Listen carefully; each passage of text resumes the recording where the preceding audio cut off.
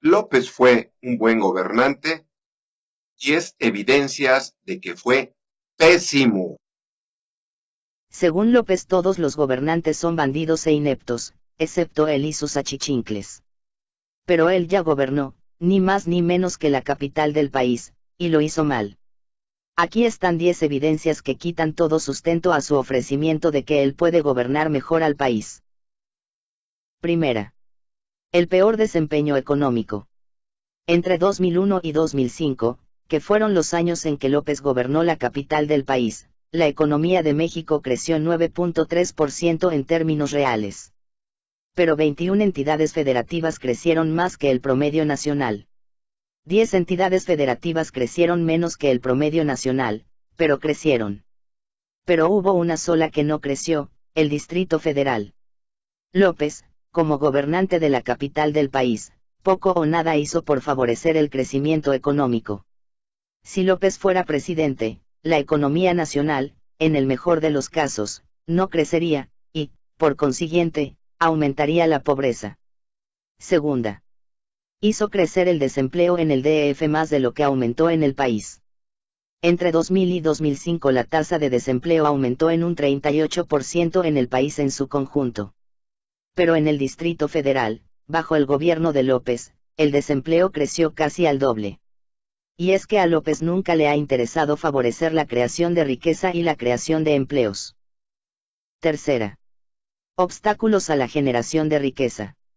El Banco Mundial reveló que en 2005 el Distrito Federal figuró en los últimos lugares entre las entidades federativas por las facilidades para los negocios. No sorprende entonces que bajo López la economía del Distrito Federal no creciera. El negocio de López no es favorecer la generación de riqueza, sino la creación de pobreza para lucrar políticamente con ella. Cuarta. Cultivando la pobreza y la falsa pobreza para comprar el voto. El único objetivo de López en el gobierno de la capital del país, fue usarlo para llegar a la presidencia. Para realizar su ambición de poder, López recurrió a un programa de subsidios, que no fue sino la más descarada y masiva compra del voto jamás vista. Su prioridad de gasto público siempre fue esa, nunca las necesidades de los ciudadanos. Por ejemplo, era más urgente elevar los miserables salarios de los policías, para así mejorar la seguridad pública. Pero López razonó, si subo el salario a los policías obtengo unos cuantos miles de votos, si doy dinero a ancianos y madres solteras obtengo millones de votos. López no quiere acabar con la pobreza, no quiere que haya menos pobres.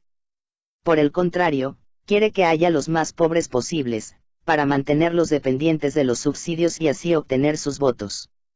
Pero incluso López dio subsidios a los no pobres para comprar sus votos. Quinta. Prioridades de gasto, que se jodan los necesitados.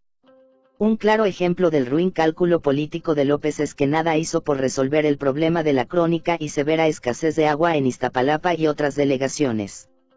Gastar en reparar y mejorar la red secundaria de distribución de agua, habría ganado votos una sola vez.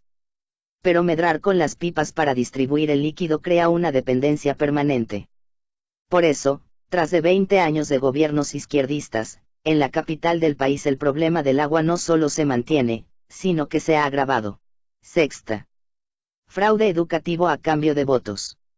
Un ejemplo más del interés de López por lucrar políticamente con las necesidades sociales, es el fraude educativo de la Universidad de la Ciudad de México y el sistema de escuelas de bachillerato.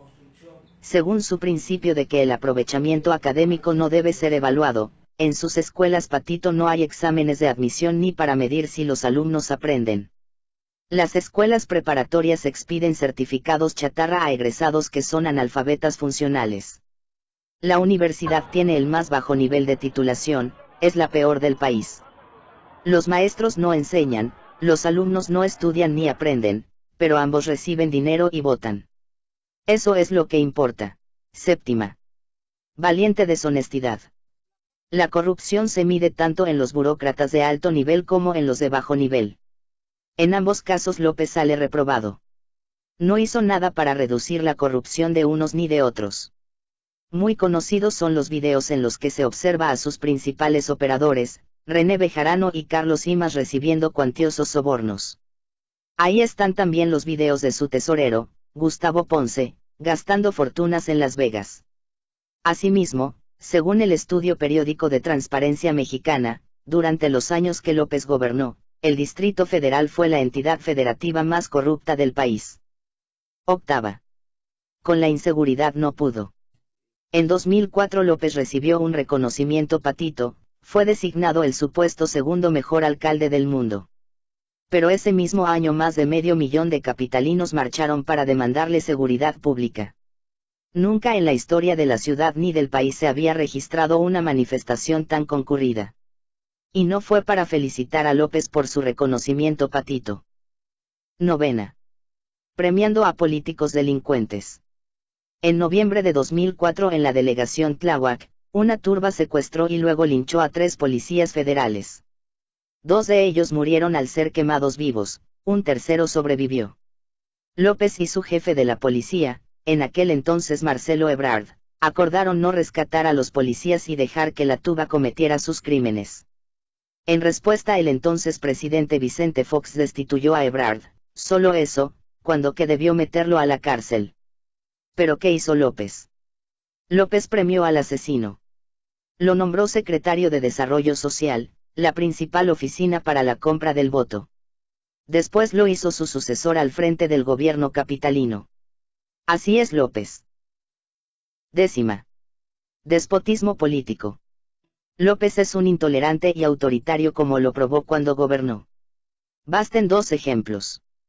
El primero fue la campaña de odio que desató contra los convocantes y participantes de la marcha en demanda de seguridad pública en 2004. El segundo ejemplo fue el conflicto permanente que tuvo con la Asamblea Legislativa, cuando era de mayoría opositora. Vetó toda ley que no era de su agrado. López no sabe de tolerancia y diálogo con el disidente. López no entiende de independencia y diálogo entre poderes públicos. Para López solo hay 2 clases de personas, los súbditos que le rinden culto incondicional y los que no se lo rinden y por lo tanto son enemigos, a los que hay que aplastar. En suma, la mejor prueba de que si López obtuviera la presidencia, ello sería un desastre para México, es la experiencia de lo que fue su gobierno en la capital del país,